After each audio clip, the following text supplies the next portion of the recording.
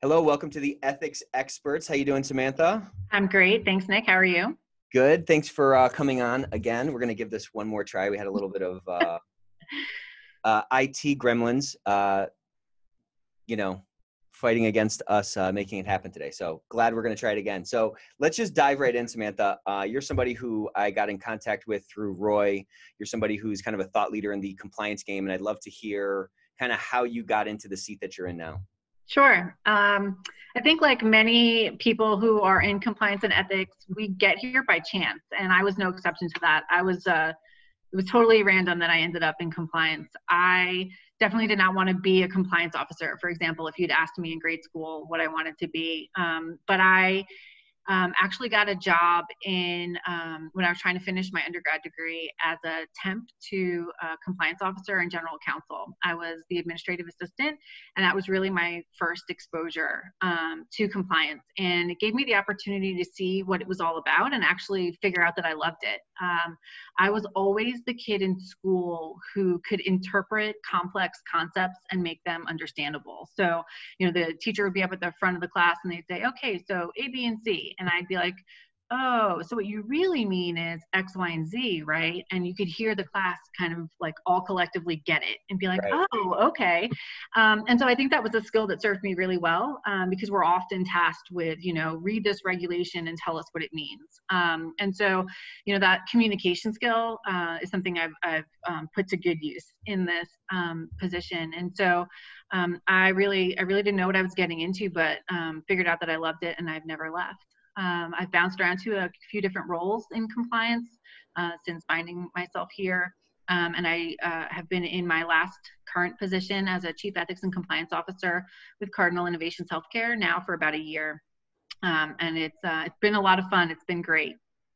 So how many years in dog years was this first year as a compliance officer? Oh my God, forever. It feels like it's one of those like crazy paradoxes where it feels like forever and no time at all in the same breath. I can't believe a year has gone by, but there was a lot of work that went into it to get to this point. So, anytime we get into like a new role or it's a stretch role or you're doing something that like we haven't done before, there's that so-called imposter syndrome that sort of seeps in, and sometimes that can seep in kind of before you take the job. Like, did you feel any of that? And what did you like?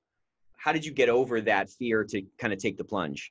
So for those of you listening right now, you can't see me, but I'm blushing because I feel like Nick telling my story right now. If you talk to any of my friends or loved ones, they will tell you that I 1000% suffered from imposter syndrome. There was a part of me that didn't think I would make it in the first year. So actually, literally getting to the first year was a celebration. There were all the voices that said, you are not qualified for this. Right. You are not capable of doing this.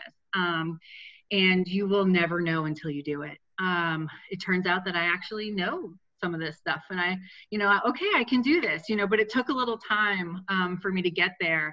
But gosh, I wouldn't change it for anything. It has been so rewarding and so it's such a development opportunity for me. I'm always trying to grow and continue to learn and all that. And kind of this trial by fire is nothing but a great accelerator of your own growth and development. And it's just been wonderful. I have been a frequent attendee of all the SCCE events. Disclosure, I am on the board, so I should probably be transparent about that. But I love all of their conferences, and I've been tucking away little ideas every time I go. Even if the company that I was at the time didn't need that, if I thought it made sense and it was a great idea, I tucked it away, and I've been able to put some of that into practice here at Cardinal. And I've got to work with a great team every day. It's really, truly a lot of wonderful people at this organization. And it's a very mission-driven organization, so I can feel really good about what I'm doing. I've shared this previously before, and it sounds so cliche, but it's so true. I can get up in the morning and go to work and not feel like I'm going to work for the man, but that I'm going to work for mankind. Ooh, I like that. I know it's so cheesy, but it's so good. true. I'm the cheese guy. I like that. I really, I like to believe that I'm a values-driven individual, and to work for an organization that's really clear in doing good, doing the right thing for our community and our stakeholders. just lines up really well, and it's easy for me to do. It's not uncomfortable. It doesn't feel like I'm necessarily working every day. And how is that enhanced by the nature of your role? Like, we're talking about a purpose-driven, whatever you called it, mission-driven organization. Yeah. How is that ship that you're on, or how is that feeling sort of enhanced by this kind of work that you're doing? It's kind of like an exponent factor, right? Yeah. It feels like it's just multiplied somewhat endlessly, or at least there's potential for endless growth. When you work at an organization that is mission driven and committed to its values, it's just so much easier. The compliance role can feel like you're pushing a rock up the hill every day with no end in sight. Oftentimes you're a team of one or a very small team, and you feel like there's this inherent adversarial relationship with the business. But when you are all rowing in the same direction, you're all committed to the same goals and the same outcomes, and the same way in which you get there, meaning you do it the right way, it just makes things so much easier. There's so much less resistance. And so it's been a welcome development or advancement in my career. Not that, the places I've worked at before weren't also committed, but to see how it all fits together so nicely has been really rewarding. And, you're somebody who I think kind of gets a lot of what we're talking about in the ethics experts. I think what that conversation is largely around is utilizing these, kind of historically thought of as cost center functions to be a strategic lever in the organization. And I think you really get that well. And just as you talk about your role, I think there are some hints as to like how you were able to do that. I think you'd agree that like it's on us as compliance leaders to create that harmony that you were talking about, right? Like between different departments. What did you do to help build some of that potential harmony as you came in your first year? Do you know what I'm asking? Yeah, absolutely. And it totally lines up with my own like philosophy about how to do compliance, right? Like not just about on paper, but how to actually do it. And it's so much of my philosophy is based on relationships. And relationships are based on credibility and trust, right? And so I had to do a lot of asking and a lot of listening at first. Especially in my first 90-day plan, my goal was really just to, introduce myself, find out what the organization was doing, who are the people, who are the players, and then like shut up and listen. Because I needed to understand the organization and they needed to understand me before either of us could hope to make changes. I've listened to so many of the amazing people who've come before me say, be careful in your, new role, not to come in like a freight train and just make a bunch of changes. Right. You'll piss off a lot of people and you really won't succeed long term. And so I really just wanted to talk to people and then shut up and listen and figure out what I could do to be helpful. Compliance to me is always a service entity. We're here to provide a service and to support the business. So, how can I help is my favorite question. Like, what can I do? How can I help? How can we make this better or easier? And so, listening to that answer will be very helpful and will tell you everything you need to know in most cases. It's not a perfect world, but I think that was really integral to getting to know the business and the players and what was needed before making big changes. And then how did you sort of prevent yourself from being gun shy around changes, right? Because that's it's like we have imposter syndrome stepping into the seat. You're trying to not make waves. You're trying to be effective. You're trying to listen and be sort of empathetic with folks. You're taking in the counsel from those around you saying, don't change too much. Obviously, you're going to change some things. So how did you sort of gauge and how did you prevent yourself from becoming gun shy on when to pull the trigger with respect to a Samantha compliance change? So that's a fascinating question. It's a great question because you do have to find the balance. Because if you just wait and listen for too long, then folks will think you're ineffective or indecisive. I grew up north, so I am very rarely accused of being indecisive. In fact, I'm often accused of being too direct. I live in the South now, and I often hear, you're not from around here, are you? Because I've got a little bit of that Northeast directness. And so I had to find the right timing to make those changes, but some of it was honestly a little organic. I joined just a few weeks before we started our new fiscal year. Yeah. And so some of the sort of goal setting and what are you going to do for the year was going on across the organization anyway. So there was that expectation that, okay, take your 90 days, but eventually we're going to want to hear from you what you're going to do. Right. I looked for some easy wins, like we often hear about, talked in the leadership circles for a new leader. There were a few things that I had done before at another organization that I was like, great, I know how to do that. Let's do it. And then there were a couple of other things that I really didn't know or needed to learn more about. I have a number of programs under my compliance umbrella. I have compliance, ethics, privacy, program integrity, risk management, and internal audit. Now, compliance and ethics, I'm very familiar with. Privacy, I'm a little rusty on because I was in healthcare a number of years ago, but spent some time in the utilities industry. And now in internal audit and risk management are less familiar to me. And so I really had to brush up on those skills.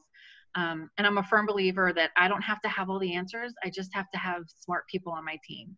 I have to surround myself with people who know. And so, that was part of it as well, was really evaluating the team and seeing, who are you guys? What do you guys know? What do you want to do? What do you think we need to do next? Because they know the business better than I do. They've got all the history, which is so valuable. Millennials are often accused of job hopping, right? And I am on the tail end of the millennials. And it took me some time and maturity to realize that it really is worth sticking around for a few years, because the social capital you gain by building those relationships pays off in dividends every time. You can be so much more effective at your job if you know the business and you know the company and you know the people. Which is worth so much more than a few dollars extra in your paycheck many times. And so, getting to know the people and what they felt was next helped to develop that plan. And then, quite frankly, the first year was like, okay, let's figure it out. We set some goals. We're going to meet some of them. Some of them we're not, but that's the point of stretch goals. Right. We'll carry those over into next year. And, now we get to start the cycle again. And I'm just, I think you've called yourself a nerd previously, and I can so identify with that because it's just so exciting to me, and the folks on our team are excited, and they're like, okay, yeah, let's go do it. We're eager, and we're really excited to be making a difference. What were you shocked by in your first year? Both on the positive and the negative side, So I came from a company previously that was much larger. There were about 45,000 workers across several states with a small international presence. And Cardinal Innovations is smaller. We have about 900 employees, and we're pretty much all located in North Carolina. And so one of the things that I was shocked at, or what was a little bit surprising, was how quickly things can happen at a smaller organization. Right. So for example, they wanted to do an introductory video. The CEO does like a weekly message, and they were like, why don't we do a quick intro with you and the CEO's message this week? And so my boss and I, he emailed me on Tuesday, we wrote the script Wednesday, we recorded Thursday, and it was published on Friday. Wow. And I was like, fast, huh? Mind blown, because something similar at a larger organization, you have to plan that a quarter out or something. At least a quarter out. And I had several times tried to make something similar happen at other companies, and they just died on the vine because you couldn't get enough people to give approval. And so for this to happen so quickly, it was awesome, quite frankly. It's one of the things that I love about Cardinal, because you can really feel like you can see the fruits of your labor. You can see where the work that you're putting in is having an impact, right? The downside of that, or will always be surprising and shocking, no matter how far along in your career you are, is that when things can move that quickly, everybody moves that quickly. Right. And that just means that everybody can do whatever they want without telling anybody else about it. And you're like, wait, you did what? Without telling who? And when did that happen? And so because things can move so quickly, everybody just gets excited and they just go and do. It's a little bit like a startup mentality where there just isn't the structure in place yet. And so you've got to find, again, the right balance between we've got to move, we've got to get these things done. But who do we have to tell about it? Who are the stakeholders that we need buy-in? Did anybody run that by compliance? Right. Totally good intentions. but it can backfire if you're not careful. So you said something, you're over these 5 or 6 different sort of areas underneath the compliance umbrella. Some of them you're stronger in, some of them you're a little bit weaker in. Mm-hmm. You said something though that I thought was very strong and very powerful, which was, I don't need to know all this stuff. I just need to surround myself with people who are super smart. So we've all obviously heard that kind of approach before, but I think what prevents leaders from living out what we're talking about is this kind of insecurity or this fear that, man, I'm giving the keys of the kingdom, so to speak. I'm giving my job security away to someone else.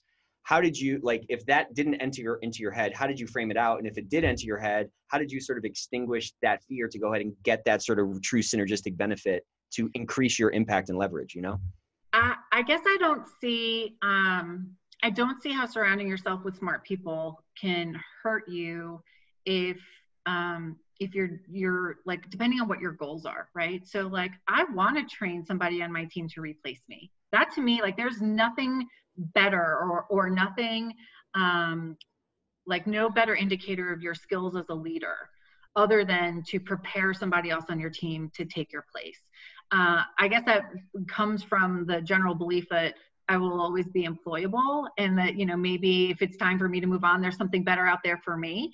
But I don't see it working against me. I need to have folks around me who have the answers that I don't. Because I have so many programs, it's not possible for me to have all of the answers.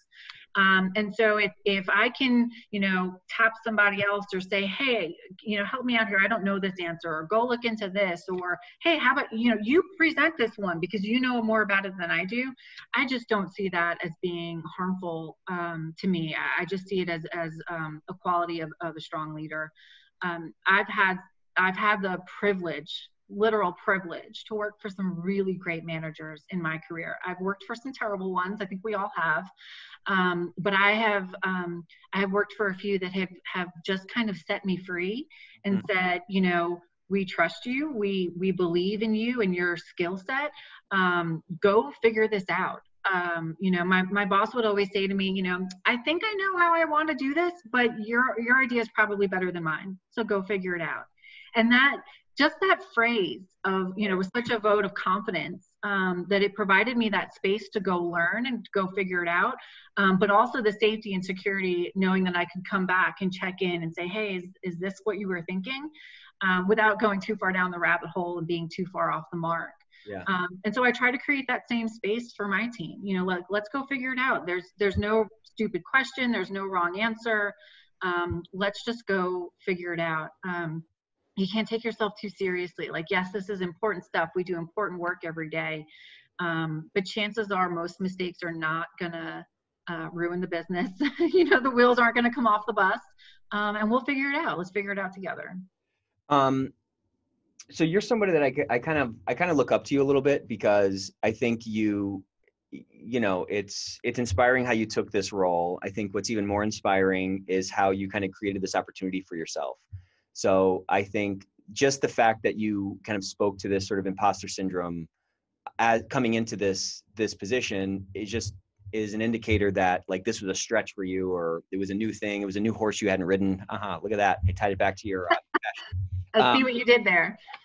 So it's a horse that, like, you hadn't ridden, right? But you had the confidence to take that plunge. And I think, based on just kind of talking to you a little bit, you also did a lot of things to get yourself ready for that. And you're somebody who I think, so what I see a lot in the compliance game is people who don't take advantage of the stuff that's in our sort of, network at large, to grow their network, to get better and things like that. If you could share with someone who thinks, man, I'd love to do that job, I can't do that right now though, what kind of tips would you give them to, like, kind of get involved, or to sharpen that sword, or to hone that blade, or whatever you want to call it, to get themselves ready for that last plunge into the seat? Yeah, absolutely. I have been preparing for this role for the last 10 years, right? I think we all sort of understand that if you want to have some kind of trajectory, that, growth trajectory, that everything you do will lead you somewhere. I never thought I would necessarily be here now, but I took every opportunity that was given to me or presented itself along the way to get here. So for example, Roy Snell, as you mentioned earlier, is one of my favorite people on the planet, let alone in this industry. And he has done more for my career and for the career of thousands of other compliance folks along the way than I could ever really put into words. But if I had to sum it up, Roy said a few things to me that will always stay with me, especially when I think I'm an imposter or when I doubt myself. I went to my first SCCE conference in 2013, and as always, Roy was hanging out in the hotel lobby in his jeans and sneakers and his, sport blazer and sports coat, and he was so approachable. And I was literally that emoji, like with the stars in her eyes. Yeah. My first real big conference, and I was just smiling all the time. And Roy was so approachable. And, after the conference ended, he said, you should write for us, or you should present at one of the conferences, or, get involved. And I was like, what could I possibly say that hasn't already been said? Right. Or what could I possibly say that you would want to read? And he said, we need you. We need people like you, and we need your perspective. And I'm sure he has said that to everyone, that I was in no way special. But that reinforcement that I had a perspective that was interesting has stuck with me even when, even today, like with your invitation to come on here, I was like, what can I say that, hasn't already been said? But he was so encouraging and so supportive, so that anytime something was offered to me, or a situation that I could partner up with someone or be helpful came along, I said yes. So my advice would be say yes, right? Like, no matter what it is, no matter whether you think you're cut out for it, just say yes. Do you want to write for us? Yes, I'd love to. I wrote a column for the HCCA for 2 years. Do you want to present? I did want to present. I wanted to be involved. And so the first year I found some folks to partner up with, because I was too afraid, quite frankly, to give a presentation on my own. So we did a panel, and then the next year I tried to present. I did present by myself. And then I sent an email to the conference organizers, and I said, hey, I know you have a committee that reviews the presentation submissions. If you ever need some help with that, I'd be happy, to help. And lo and behold, I got to sit on the committee conference review committee for a few years. Just say yes and get involved. The same philosophy of getting involved and helping at my organization is the same one that's helped me in the industry. And for me, it wasn't solely about networking. Like, I didn't get this job because I knew the right person. It was just that I had been involved and done my homework. And like I said, tucked all of those ideas away and written articles that made my profile stand out. So Christy Grant Hart, I know you've done a podcast with her. Yeah. She's done a presentation in the past where she's given an example of 2 resumes where, if you have the same exact qualifications as someone, you have a master's degree, you have the same number of years in the profession, the same certification, but you've also written 10 articles and presented at 12 conferences, and, people can go out and they've heard you on podcasts and all that stuff. It just elevates your profile and makes you stand out. And that's really what I think, helped me with this role. Was I had enough other stuff to make me credible, to demonstrate that I could do this job, even if it didn't necessarily look like on paper that I could. And there's the tangible and the intangible, right? It's great to have that extra page on your resume that lists out your publications and your speaking engagements and so forth. Those are great sort of tangible things for a recruiter to look at and grab onto. But then there's also this whole intangible piece where you had a bunch of conversations with people in the industry as you built those, and you did research, and you Absolutely. and your network enhanced, and your skill set enhanced because your exposure was broadened and all of that kind of stuff. Yep. And your perspective changes, right? So for me, my experience with networking, as I mentioned, networking never got me a job because I knew the right person. It was actually much more valuable to me once I actually had the job, because I could then pick up the phone and call Roy or, 100 other people and say, oh my God, Roy, I don't know what to do. The boulder is bigger today and I can't get it up the hill and I don't know what I'm doing. Help me. Right. And that's why I try to encourage my team to go out and get involved. Yes, it may cost you some money to send someone to a conference, but I find, again, the investment just pays out because you've got those connections and those resources. The compliance industry, one of the other things I love is, we're not really bound by the same restrictions that sales teams and things are, where you can't share information. Right. I have never said to somebody, hey, I need help. Do you have an example of this? Or how did you do this where you are? And have them say, no, I'm sorry, I can't help you.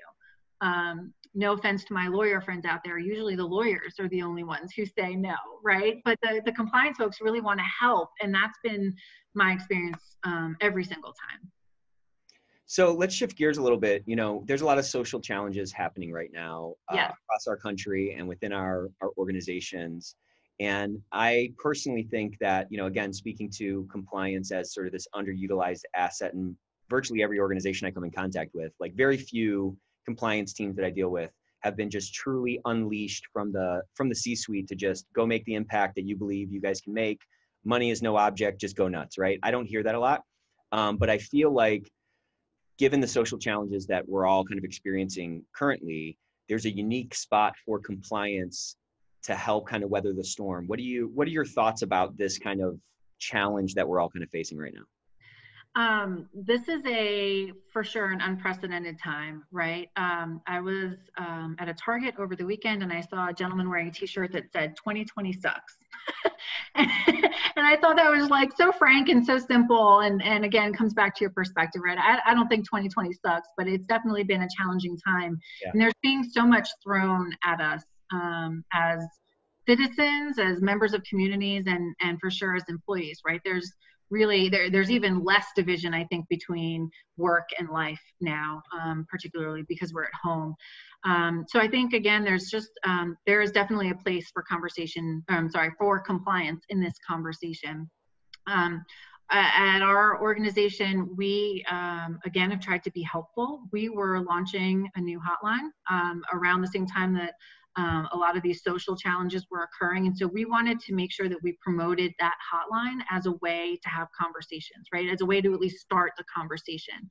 The ownership of culture at an organization will always be a handoff or a balance between human resources and compliance. Like who owns culture is a very difficult question to answer, but we certainly play a part in it. And so, I see one of my biggest roles as creating that culture and creating that safety where folks could speak up and have conversations. I think at any organization, you're going to have folks on both sides of the fence, whether you want to acknowledge it or not, right? There is division in this country right now. And so creating safety for a conversation, even if it's not pretty or it's not perfect or you don't know exactly what to say, just creating the safety to speak up, I think is one of our main goals or responsibilities right now. Mm-hmm. And for me, one of the things I had to remember was that applies even to my own team, right? Even to the compliance group. You might assume that, well, they're the compliance folks, right? Like they run the hotline, they know they can speak up, right? But I wanted to make sure that they did, that they knew that those challenging and difficult conversations could occur even amongst our own team, and that there was safety even for them. So, we started some things internally on our team. We use Microsoft Teams. And so we created a channel for us to share resources and have those conversations. I saw a great resource that CNN partnered with Sesame Street to talk to kids about racism. I don't have children, but I know many of our team does. And so I shared that as something that they could look at and review and really just continue to get educated. So I think that's one of the key things that we can do is that safety right now. Yeah. And then I think a lot of what we're talking about is like a foundation of trust, right? Like you're obviously a purposeful organization. I think kind of the main foundational elements of a culture are going to be how sort of purposeful and mission driven is the organization and how closely does that resonate with my individual why, right? And then the other piece is sort of trust. Like, do I trust the people? Do they trust me? Do I feel an ownership of this thing, or am I kind of an outsider? So how do you accelerate the building of that trust, not only on your own team, which are probably easier to affect because of its size or because of its sort of geographical proximity, but then how else do you carry that forward to the larger organization? Because I think that's where a lot of the real magic can happen. And that's really what we're trying to affect when we're talking about culture. how do we build that speak up culture on this distributive workforce that are in multiple locations in this complex regulated organization? So if someone could invent a magic wand for me, that would be great. Because, it's such a difficult thing. I mean, we as an industry talk about this all the time, right? One of the things that one of those tricks that I've tucked away that I heard at a conference came from Microsoft. They rebranded their hotline marketing to center around trust. And so instead of saying you are required to report an issue if you become aware of it, they said we trust you to speak up. And again, just like one word, switch the conversation. Like, I'm so nerdy, I just got goosebumps. Me too. So, I took that, and at Duke, we created our whole code around trust, building trust with our customers, building trust with our regulators, building trust with each other. And we tried to carry that throughout the code and everything we did. And we've carried that. I've carried that with me now to Cardinal Innovations, and we're trying to use the same terminology. Trust takes time. Trust can't be fixed overnight or improved overnight or instilled overnight. And it takes action to back it up. I think if you look at a lot of the research out there about why employees don't speak up, the number one concern is often retaliation. But number two, followed closely behind, is often they don't think anything will be done. Why bother? Why speak up? Why take that risk if you're not even going to do anything about it? Right. Why do I care about it if you probably don't? Right. Walking the walk, right? Walking the walk and showing that all the concerns are addressed. And there's obviously boundaries and limitations. You can't go blabbing about action, personnel actions and stuff like that. But you've got to start somewhere and build the trust over time. We've incorporated trust into some of our messaging around our hotline, where, if we trust you to speak up, so you can trust us to respond appropriately and protect you against retaliation, that kind of thing. It's a two-way trust, right? And so, walking the walk and sticking to your process, and having the conversations. We're rebranding our hotline it was called a whistleblower line. Obviously there's some connotations that come along with that. And so we're rebranding it to be the Let's Talk line. So no matter the issue, let's talk about it. Let's be adults. Like, let's talk about it. Right. And so, we know conversations take courage, and, sort of breaking it down and being really simple and conversational about it. Is the approach that we're taking. So I'll let you know if it works, right? Check back next year. Yep. I'll have a year's worth of data for you. But we're hoping that we can create that space for employees to come forward, and let's just talk about it. If we don't know it exists, we can't fix it. So let's talk about it. And what was the kind of health of your sort of compliance team when you came in? Like, how much kind of rebuilding did you need to do, and how much kind of trust did you need to build? How much English did you have to put on the ball, and how much of it was more just kind of reinforcement of a great thing that you kind of stepped into? Yeah, I think it was a lot of reinforcement. I don't necessarily think there was rebuilding. It was more just about, okay, what does the playing field look like now, and where do we want to go? And how do we get there? Yeah. Kind of just continuing to move the ball down the field. The individuals who were there before me did a great job standing up the program, and they built a lot of the foundations correctly. It's just about continuing to add maturity. I know in your last episode with Mary Shirley, she talked a lot about artificial intelligence and data and all of that stuff. And I get overwhelmed because we're not quite there yet. We still have some other things to do first to put in place. And Sure. It's very easy for me to think, oh my gosh, I'm not doing enough. Or like, oh my gosh, I'm not doing enough fast enough. But things have to happen in an order, right? It's kind of silly, but you know how people often say it's 11:11, make a wish, and you often find yourself looking at the clock and you catch it at 11:11. I often look at the clock and it's 12:34. And that to me is a reminder that, like, 1, 2, 3, 4, everything has to happen in an order. And I just have to remind myself that we're doing the best we can. We're on the journey just like everybody else. And, you know, every policy change that we make or every new thing that we do is just continual advancement of the program. And we'll catch up to Mary and that artificial intelligence stuff one day. You know, we're doing what we can, and we're making a difference where we can. Yeah, but I think there's a parallel there, right? Your job or our job as compliance professionals, at least with respect to our the team of people that we're kind of entrusted with, is to kind of meet them where they're at. And I think as leaders, we also need to meet our organization where it's at, and we're all kind of on our own journey. And not to get too trite with it, but you know, it's just kind of one foot in front of the other. And, you know, you never plant an acorn and then tomorrow you have an oak tree. It takes time for that to grow and those roots to be laid down, and you just gotta build day by day, you know? Yeah, I mean, the phrase that comes to mind is Rome wasn't built in a day, right? Again, so cliche, but I'm definitely playing the long game. You know, now that year one has come and gone, I'm looking at years 2, 3, 4, and 5, right? Not just year 2, but like where do we want to be in year 5, and what do we need to accomplish along the way to get there? I think if you talk to anybody on my team, they'll tell you that I'm a planner. That, you know, yes, we need to get things done, but we need to have a plan in place in order to get there. So unless you start at step 1, you'll never get to step 5. So let's fast forward. It's 10 years from now. It's 2030. Where is compliance? Where are we at? What are we doing? What has changed over the last decade? Well, I think one of the things that I hope to see more of, that we'll have to see if it comes to pass, but there's a conversation going on now in our industry about compliance officers serving on boards. And that, to me, is a really fascinating evolution, you know, something that's coming. It's not quite here yet.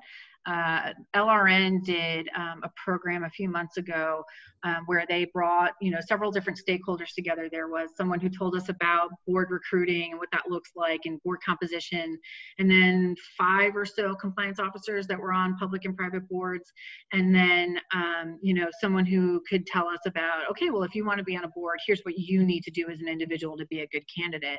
Okay. And it was just a really, really interesting conversation, because I think a lot of folks are starting to talk about it as a best practice, right? Like, if you want to be a good, responsible board, you should have a compliance officer on your board to help you navigate your environment. But it's actually not really happening out there yet. And so I hope that we are given a seat at the new table, right? And can serve in that sort of advisory capacity on the board level, and that we're able to use that expertise to affect change in a even greater reach. From my understanding, there are some limitations around whether or not we have specific enough interest. We in fact have a lot of general interest, and they're often, because of the limited number of board seats, there's often not enough specificity. So it's all about marketing yourself and your knowledge. But I really hope we're given that opportunity. And then, you know, similarly, you know, within an organization, I just hope we are continually involved to greater and greater extents, right? You know, the elevating the position to a C-suite role. I know there are a lot of folks out there who say, don't take the job if you can't report to the CEO. And I just don't think it's always that black and white. But I do hope that, you know, the position continues to grow in respect and notoriety, and we're valued more, and we move away from that concept that you brought up earlier of being a cost center, and more of a value add or a value driver. I know those are, again, very cliche business words, but I do really truly believe in what we do, and I know that while some of it can be difficult to quantify, you know, the avoided litigation costs, the avoided fines, the avoided time you have to spend responding to inquiries, and all of the stuff that happens when things go off course or go astray, all of that costs money and time and resources and people. You know, from a compliance perspective, you can add so much value to the business that way. And then, you know, from the ethics perspective and the culture perspective, when you have happy, engaged employees who feel valued and want to come to work every day, you're just going to get so much more out of them than if you have employees who are like, man, my boss is a jerk. Like, I'm going to work from 8 to 5 and that's it. I'm not going to give another minute. You know, who's this guy? What do they want? You know, tell them to kick rocks. You're not going to get the same value out of that employee. And so much of that is driven by culture. So I think we can continue to beat that drum, and to help our organizations get the outcomes that they're looking for. Well, I love that picture of the future. It's a lot of what I would probably project forward as well. I think that seat at the table is a big one. And I think the light bulb going on at the top around employee engagement, around the fact that, hey, we are sort of, you know, we are firmly planted in a new economy that is knowledge work, where people are the assets, and really to get the best out of our organizations and magnify our impact, it's going to be about empowering those individuals who are kind of volunteering to come to work every day. You know, this is not Right. This is not communist China. Yeah, Don't you show know, up to work, you're done. You know. I think the Business Roundtable recently was the group that moved away from you know, driving value from shareholders to driving value to stakeholders. So you know, that's one shift or one indicator of where we're going. And I think this cancel culture is another thing that, you know, really sort of reinforces our value. You know, how many CEO had to step down in recent weeks because of things that have come to light, or you know, the CrossFit, like such a huge business, and now this gentleman has stepped down, and things can happen so quickly. And part of our job as compliance officers is really reputation management, you know, and managing that risk, to know that when you go to sleep at night, you don't have to worry about what's going to be on the headlines the next day. And if we can continue to sort of help guide everybody in the right direction and make sure that the values aren't just words on paper and that we live and breathe them every day, we're a great insurance policy, and we are really worth every dollar that we're paid. Yeah, I think you nailed it. I mean, the way I kind of view the ethics and compliance department is it's kind of the anti-fragility department. It's meant to make the company less fragile, right? Both in terms and more resilient, of risk and more resilient and all that kind of stuff. And like, what asset in an organization is more, you know, fragile than the reputation of the organization? And how susceptible is that, especially in our cancel culture, to be for something innocent to be misconstrued and then forget about it, somebody stepping down and the reputation's wrecked and you got to rebrand it, all that path of like disaster. We can really help a lot keep our company from going down, you know. For sure, 1,000%. Again, I'll steal and butcher another quote, but you know, the Warren Buffett quote around it takes 25 years to build a business and 30 seconds to destroy it, or something along those lines. And gosh, I can't tell you how true. I like your version better, I gotta say. That was and how evident it is, right? Like, we are literally seeing that time and time again in the last few weeks. And that is really the role that we play, is to reduce or minimize that impact as much as we can. How can people find you, Samantha? How can they learn more about you and pick your brain some more? So please reach out to me. I will nerd out on this stuff all day long. And, you know, it's really important to me to give back to the industry in the way that so many others have helped me along the way. So if you want to chat about this, you have questions, you want to nerd out, mentoring, I'm all about that stuff. So find me on LinkedIn, Samantha Kellen, you can find me there. Or if you want to send me an email, I actually have a personally branded email, again, as you know, talk about tips and tricks, right? One of my favorite people out there, Ty Francis, has, you know, ty@tyfrancis.com. And I was like, wow, that's genius. $30 a year or whatever, you can have your own too. So email me at sam@samanthakellen.com and I'll definitely get back to you. Well, thank you so much for joining us today. This was a lot of fun. Yeah, thanks, Nick. Learned a lot. Yeah, we will see you on LinkedIn, and we'll see you at the next conference. Hopefully you'll be presenting again. Yeah, hopefully we'll be in person. I miss all my people. So, all right, take care, everybody. Thank you. Bye-bye. Bye.